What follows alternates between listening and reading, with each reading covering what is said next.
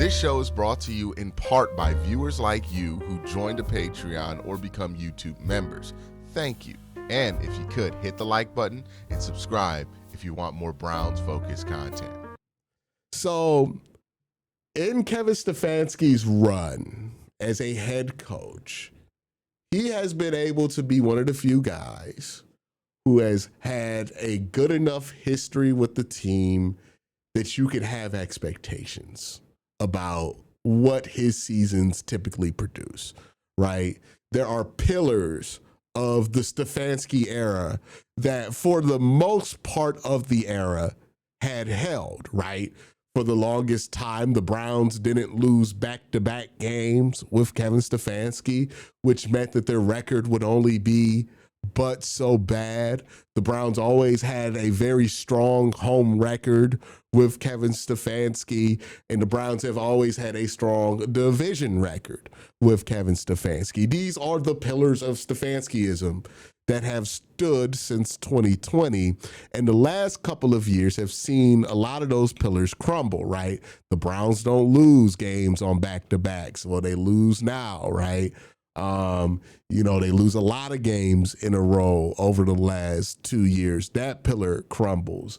The Browns' home record, that pillar crumbles. And then we're down to what felt like the last pillar of Stefanskiism, which is one, I do not believe he's ever lost to Pittsburgh at home. Somebody can correct me on that. But 2020, they win the last game against Pittsburgh at Cleveland to make it to the wild card, to clinch their spot in the wild card, and ironically enough, clinch their spot to play Pittsburgh in the wild card, where the Browns would then go on to beat Pittsburgh in front of 43 million people, according to Nielsen records, in a pretty embarrassing home loss for the Pittsburgh Steelers that made Big Ben reportedly cry. And when I say reportedly, there's video evidence of it. So that is 2020. 2021 is the only one that's difficult for me because I think if they didn't win in Kevin's run, maybe 2021 is the year they didn't do it. Let's see. Let me look this up real quick. But Kevin's history against Pittsburgh, I think in 2021, they beat Pittsburgh. No, they lose to Pittsburgh in Pittsburgh. And then they lost to Pittsburgh at home. So that's the one time they lost at home to Pittsburgh was 2021. I know for a fact 2022, they beat Pittsburgh at home. 2023, they beat Pittsburgh at home. And in 2024, they did it as well. So Kevin doesn't really lose to Pittsburgh at home. It's been very difficult for them to beat Cleveland in this stadium. That was like the last pillar of Stefanskiism that remained. And that pillar did hold today. The Browns beat the Pittsburgh Steelers 13-6. Now, I'm going to be honest with you. You can credit some of this to Kevin out-coaching Mike Tomlin technically, and I do think that's true. I do think today technically Mike Tomlin got out-coached by Kevin. I do think it's not because Kevin was fine in this game. He made the 1 4th and 7 decision that pissed people off. But other than that, Kevin was fine in this game. Tommy Reese was okay in this game. I don't think anybody was amazing from the Brown side of this. I think this is a lot more to do with just the malpractice coming from the Pittsburgh sideline all game. And I know this is going to be hard for some people to hear because they're so used to glazing Mike Tomlin and talking about how amazing Mike Tomlin is. But Mike Tomlin is 100% the reason they lost this game today. There's no doubt in my mind, if the Pittsburgh Steelers have a different coach other than Mike Tomlin, they win this game versus the Cleveland Browns. And the reason I say that is that Mike Tomlin decided to go with the game plan this week that I think only one coach in all of football would have been dumb enough to go with. And this is not to say that Mike Tomlin is dumb, but sometimes Mike Tomlin's propensity to be petty allows him to do dumb shit. If you followed Mike Tomlin throughout his career, that's been a constant. His propensity to be petty allows for dumb shit to happen sometimes. And this is 100% the case with the Pittsburgh Steelers. He hemorrhaged his entire passing attack because he was so scared that Myles Garrett was going to get the sack record. I shit you not. That is what happened in this game. Give me 1 second. Real quick, just want to let you guys know Sleeper has a new offer here. They're offering a free $20 entry, no deposit required. And also, if you're a first-time user, you also will receive a 100% match on up to $100 when you use the promo code Worst Take. Again, $20 free, no deposit required. Plus, first-time users also receive 100% deposit match up to $100. Join Sleeper.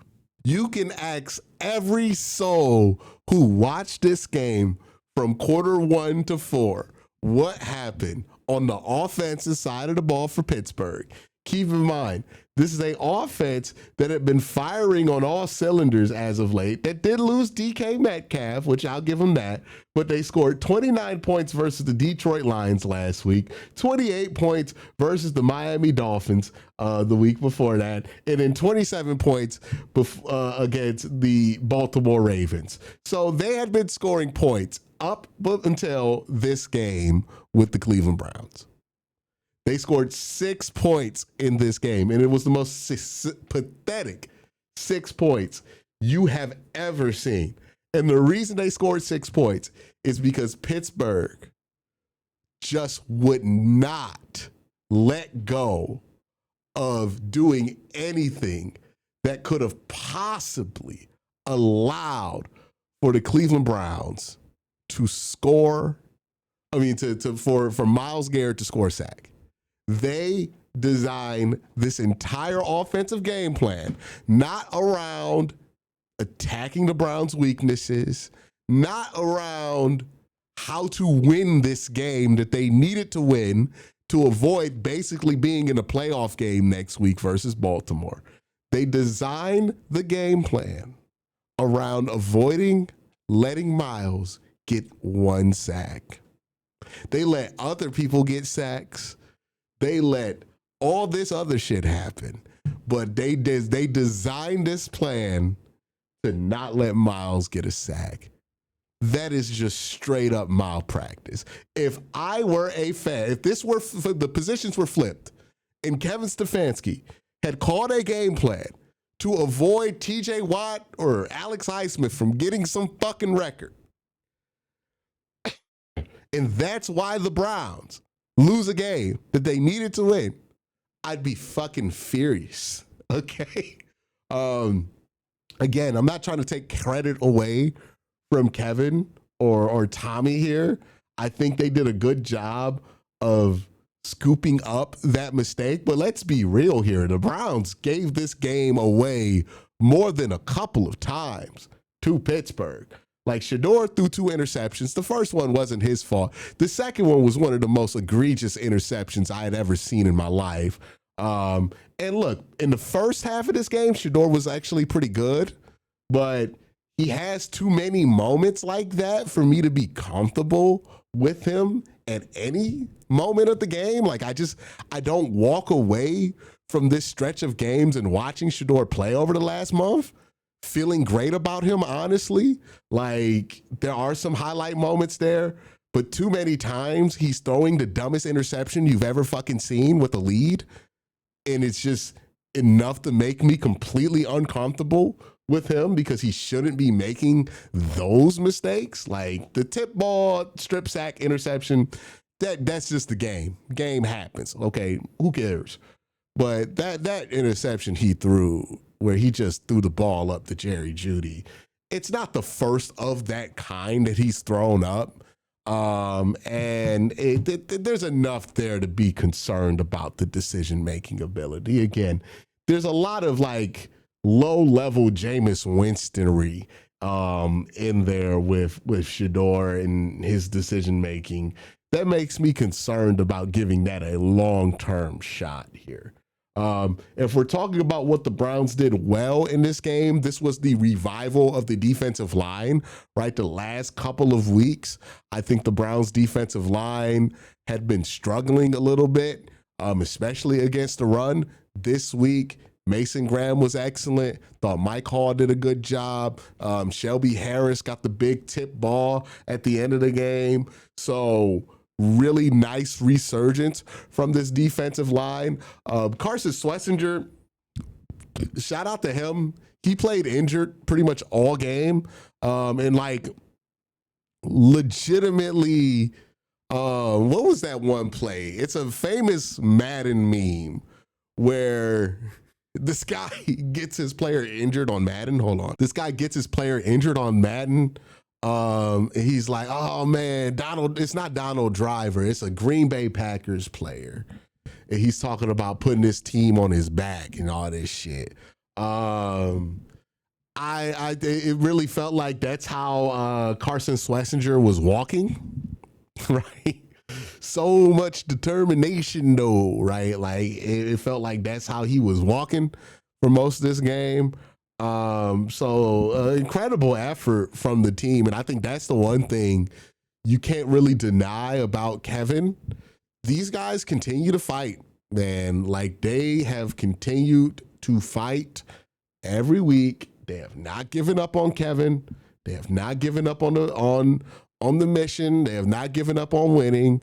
I think Kevin Stefanski has demonstrated through 2 awful losing seasons, unfortunately, that these guys that he has are going to lock in for him despite that. And I think that's something, right? Kevin, I know people kind of sunter at the idea of this, but like, I think Kevin is like a good leader. And I think the effort that you're seeing from guys this year at the end of these kind of dead seasons back to back are demonstrating that he is a solid leader who can get his guys to lock in for 18 games, regardless of what the records are. So, you got to give Kevin credit for that.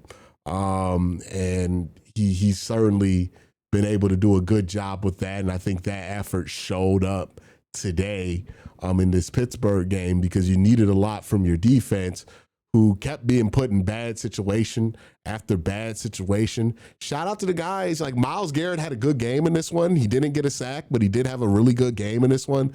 It's going to be hard for anybody with eyeballs to truly act like he got blanked in this one. We know what Pittsburgh was doing in this game. But I thought that the guys around Myles, Alex Wright, played really good football. Hey, Tyson Campbell, that trade between Tyson Campbell and Greg Newsome feels like one of the better trades in the NFL this year. Like it feels like the Browns. Yeah, thank you for that, man. Somebody said Greg Jennings is the guy I was referring to, the old Madden meme. There's so much determination though. But yeah, it's just, he's been so good for this team. Such a solid tackler, such a solid corner, a huge upgrade over Greg Newsome. And he's going to be able to be maintained longer and cheaper than Greg Newsome was. Huge trade there. And he does fit the team way better. I mean, like even the stuff where like, oh, Tyson Campbell gets beat deep, it's not really even happening right now with the Browns. So they found a way to put a cap on that. So really happy with Tyson Campbell. And then obviously Denzel Ward, they don't really test him anymore. The Pittsburgh Steelers had the bright idea to go ahead and try to test Denzel Ward 3 straight times with the game on the line. Again, man, enough can't be said about how bad Pittsburgh's offensive game plan was today. Like, it was like shockingly bad. Here's how bad Pittsburgh's offensive game plan is. There are going to be people in the comment section who are going to write a comment and like the comment. It's going to probably be one of the more liked comments in the video about how they truly believe that Pittsburgh threw this game to try and ruin the Browns' draft position, because that's how bad the offensive game plan was. I just think it was bad because Mike Tomlin is petty, and he's the most petty guy in the NFL. And hold on, he got caught being the most petty guy. And that move to be petty was just so freaking stupid by Pittsburgh. So yeah, Pittsburgh don't really know what their game plan was. I mean, you can run the ball on Cleveland's defensive line at times. They didn't really try to run the ball a ton. They had good yards with Jaylen Warren, only gave him 12 carries in this game. They threw the ball 39 times, but then they never threw the ball over 10 yards. And then when they did try downfield, they're like, oh yeah, we got a one-on-one shot with Scotty fucking Miller. One-on-one, like, okay, you want to take a deep shot to Scotty Miller? Or yeah, we're going to try Marquez Valdez-Scantling against Denzel Ward. I don't even think that's something you would have wanted to do in Marquez Valdez-Scantling's fucking prime. You know what I mean? Like, you weren't testing Denzel Ward with MVS ever. Why would you do it now? I don't understand it.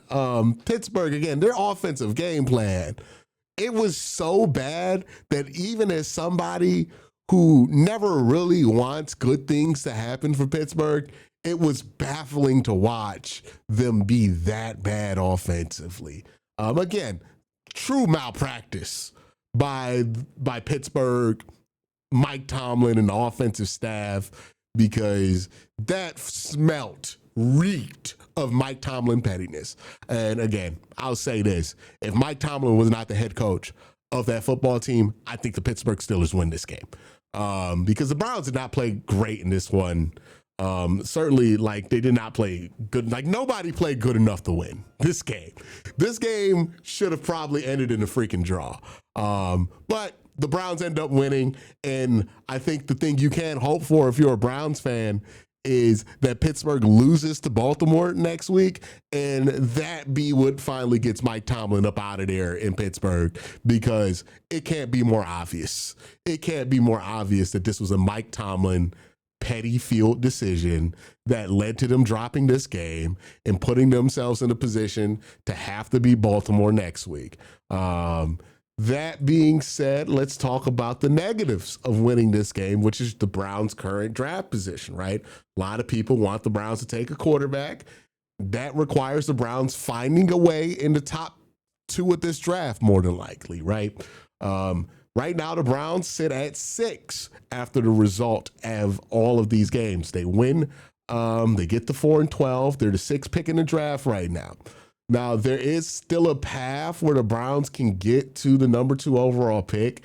It includes Tennessee winning next week, Arizona winning next week, the Jets winning next week, and the Raiders winning at 4 o'clock and next week, or the Giants winning at 4 o'clock and next week.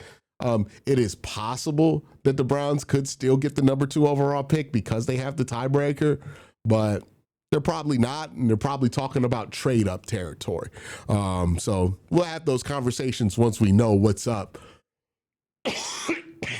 Sorry about that. But yeah, there's going to be a whole nother thing that's going to be interesting to talk about.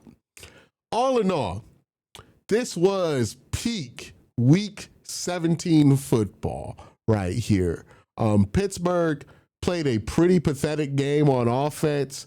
The Cleveland Browns played a pretty pathetic second half of offense, but the Browns' 10 first quarter points that they got early, and shout out to Harold Faden, makes a beautiful adjustment on a ball that was underthrown, ends up scoring a touchdown on it. That truly ends up being the difference in the game, right? The Browns made the play. Pittsburgh, their offense never made a play to win this game. And look, some of this might have been even more predictable when you look at the lack of playmakers that Pittsburgh had available for this game. It kind of put them in a weird position.